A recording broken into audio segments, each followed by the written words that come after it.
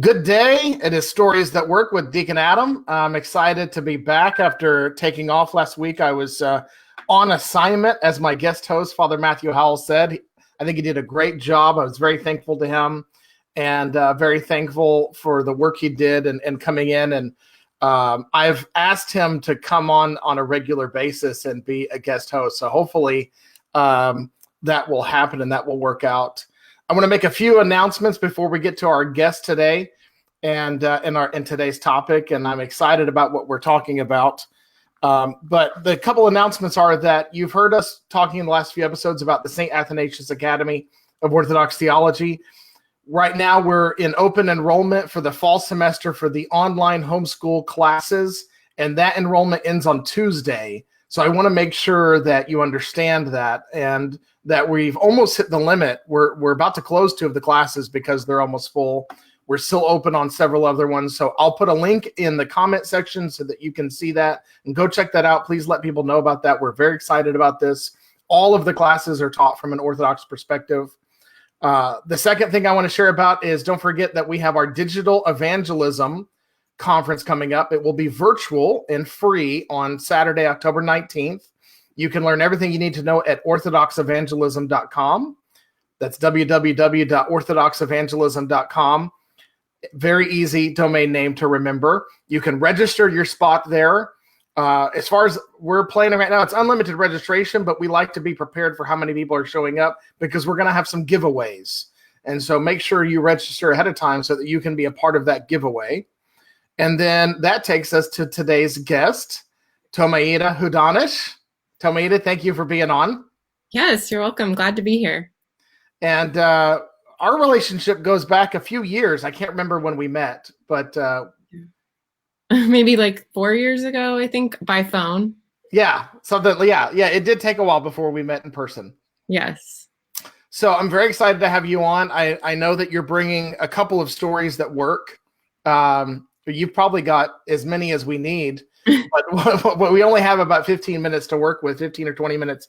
Before we get into your stories, I don't know if everybody knows who you are and the work that you do full time out there on the West Coast. So if you could kind of share a little bit about yourself and your vocation out there.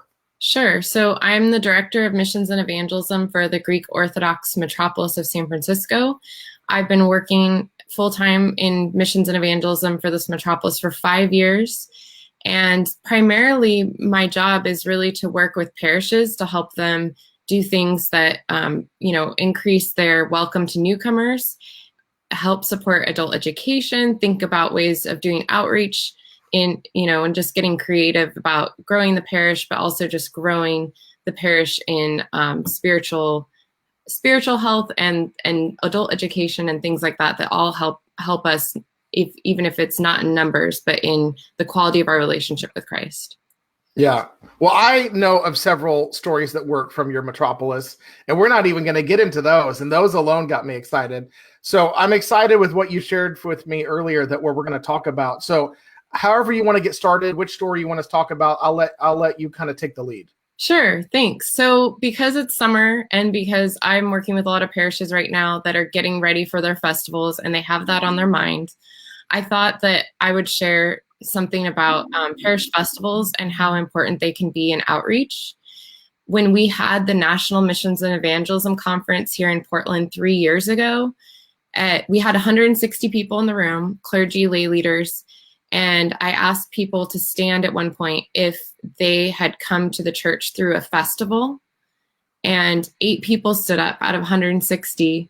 And I thought that was really incredible because these are not, that doesn't represent all the people that have come to the church through a church tour or interacting with Orthodoxy at a festival, but it shows you how many leaders of the church have come to the church through this. And so it was really, really impressive to me. And it made me realize that festivals, we do the festivals for a lot of different reasons. Primarily it's a fundraiser. Sometimes it's to help a charity. Sometimes it's just to, help the building fund or help the operating budget. And a lot of the Greek festivals, and I know there are other ethnic festivals around the country, so it's not just a Greek festival, but they've been very successful and they're very dear to the community.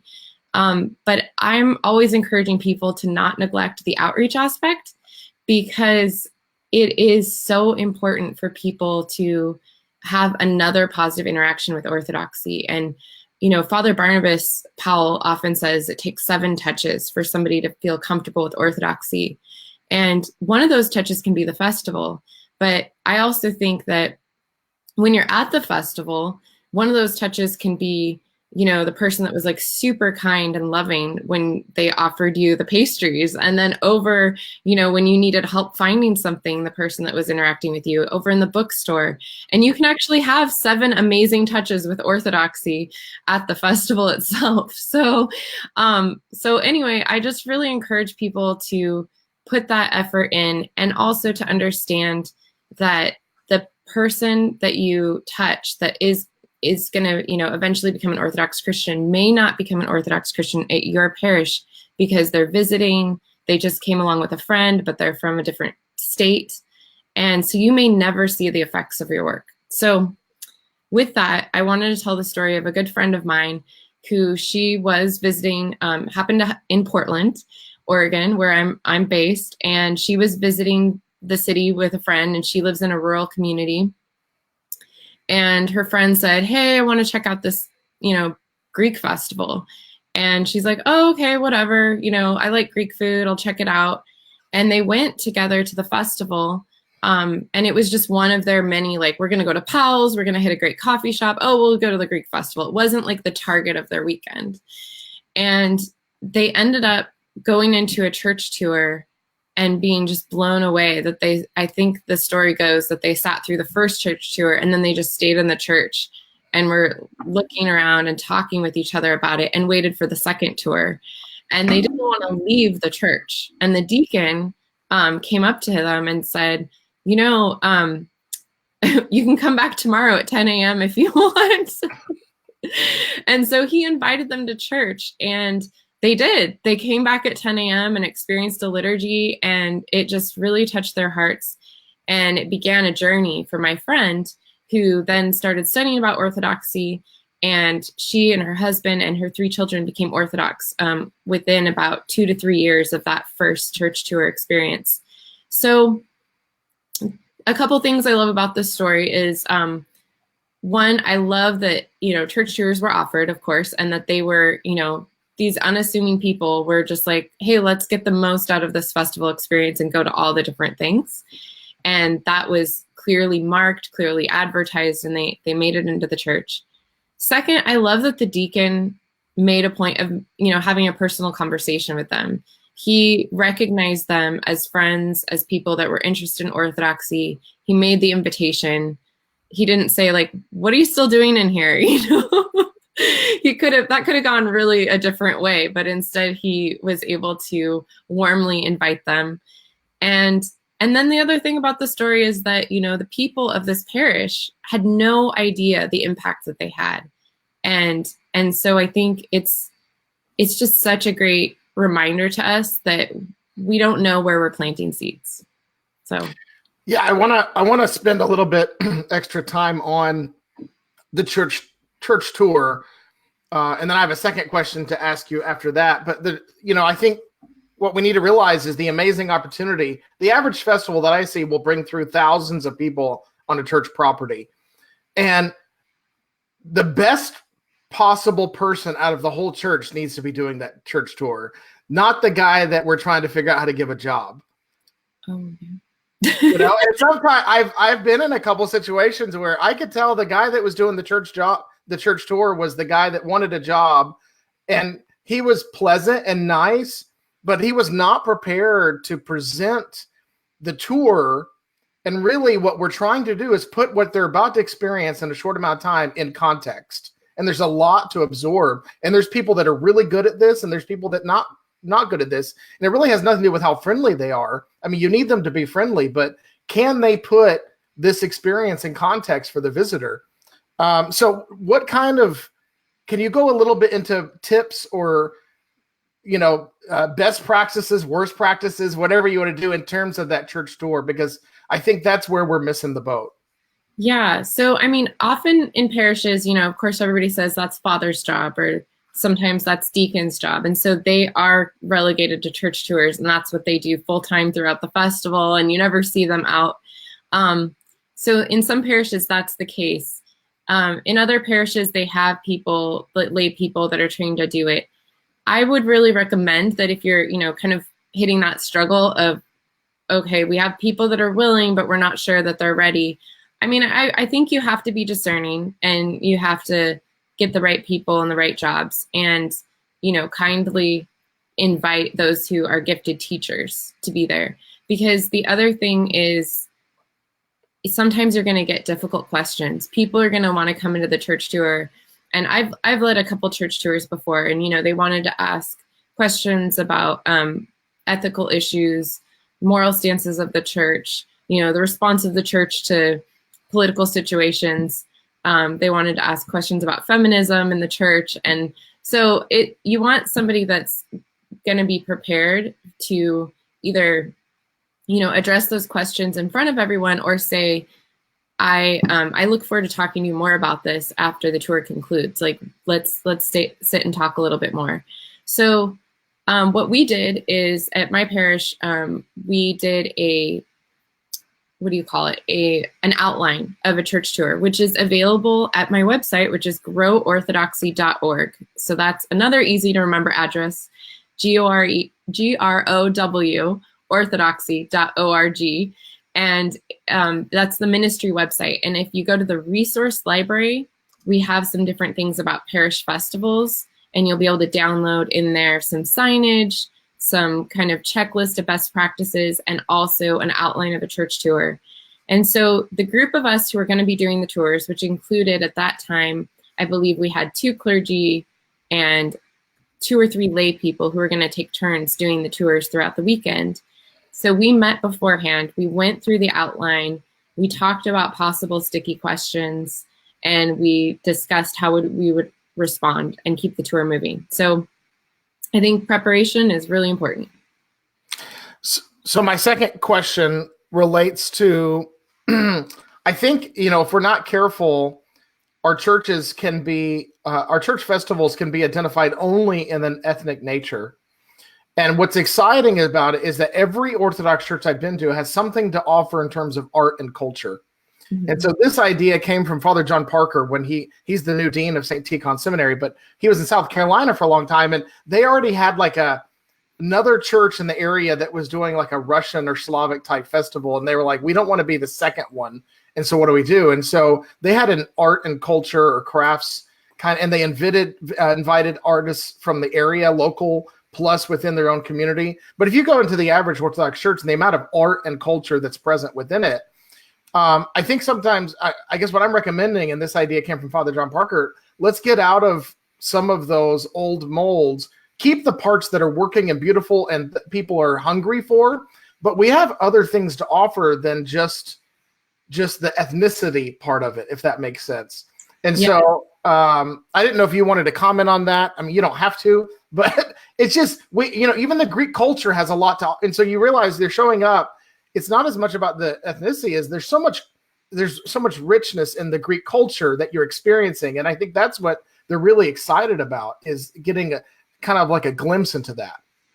Yeah, I think that's great. I mean, I think we should be really creative, and I'm really glad to hear that, because I know Father John Parker's church also, they built a beautiful church that had incredible architecture. And I think sometimes we need to really, explore the architecture, the iconography. So I really encourage that. And it makes me think of 2 different things. So the first thing is, you can also tack on to things that are happening in the community. And this is another idea that happens to have come from Father John Parker, but then was replicated in another parish in our Metropolis. And that is I don't remember how it was in Father John's area, but they have this thing called Dogtoberfest in Prescott, Arizona. And Father John had told a story about how if there's some kind of pet festival, how his community had gone out and they had offered doggy treats with a quote from the fathers on the back, and sold books about dog training, and really gotten invested in this pet fair.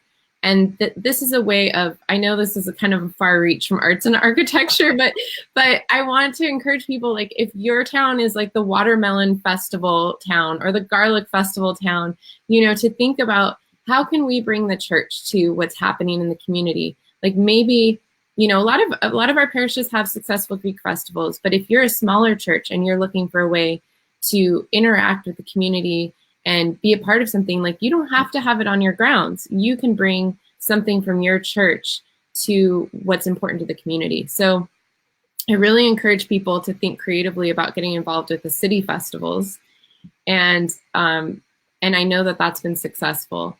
The other thing that it makes me think about is that at your festival, I think it's really important to have things that people can interact with besides the church tour. So these are the kinds of things that nobody has to be standing there, but they're able to like walk up to and touch and feel and read.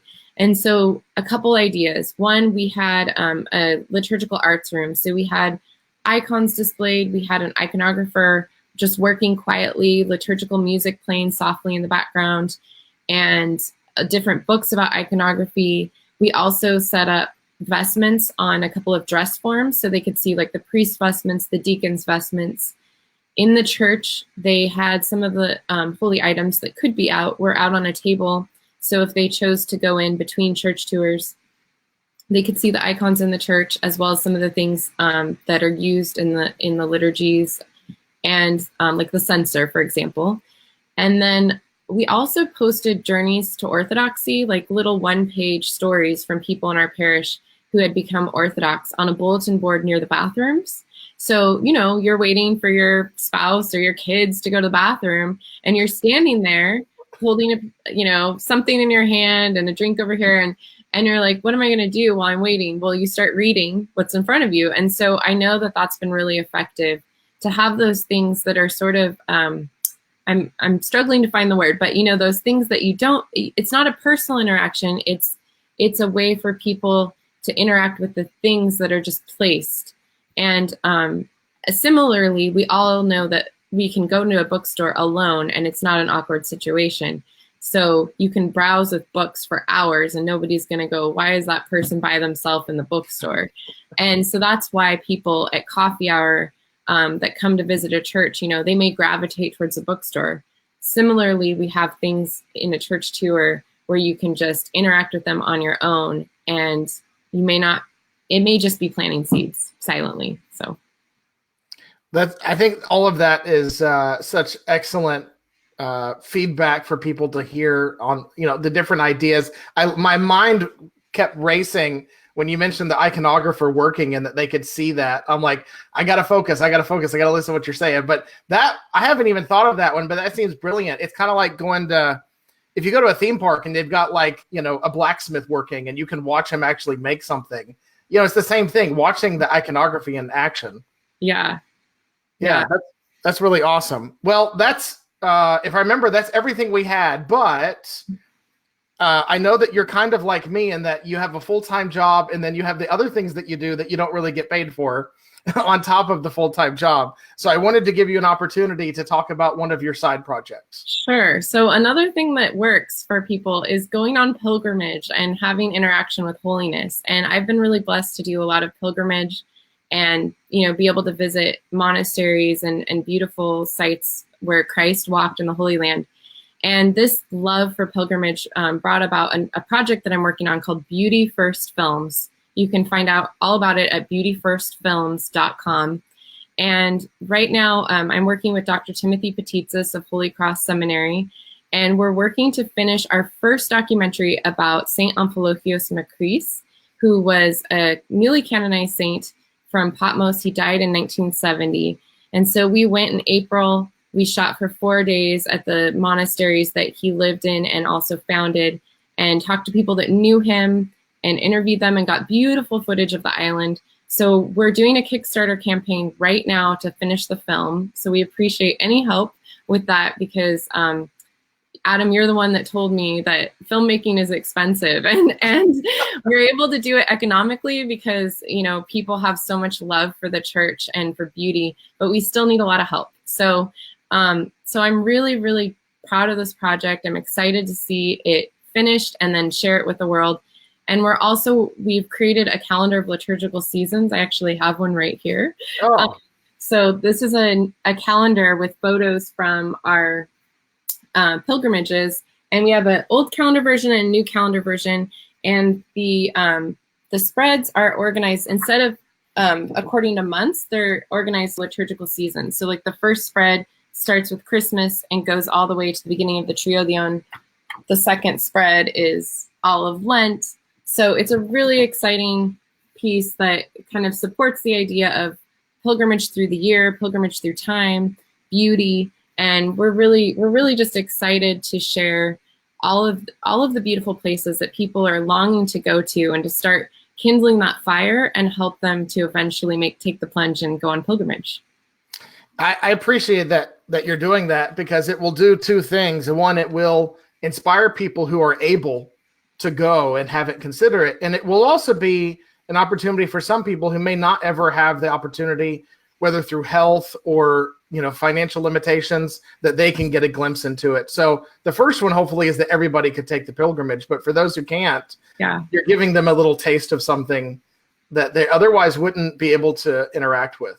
Right. We shared the calendar with somebody yesterday, actually 2 different people. The first one said, when she looked at it, she goes, "Oh, this just makes me want to go back," because she had the opportunity early in her life, and now she's not able to go, but it really brought, you know, those memories and that longing back to her. And the second person, who's a busy mom with kids at home, said, "Oh, this is the closest I'm ever going to get." And we said, no, you're going to go. You're going to go. But we're glad that it's inspiring that longing in you. Right.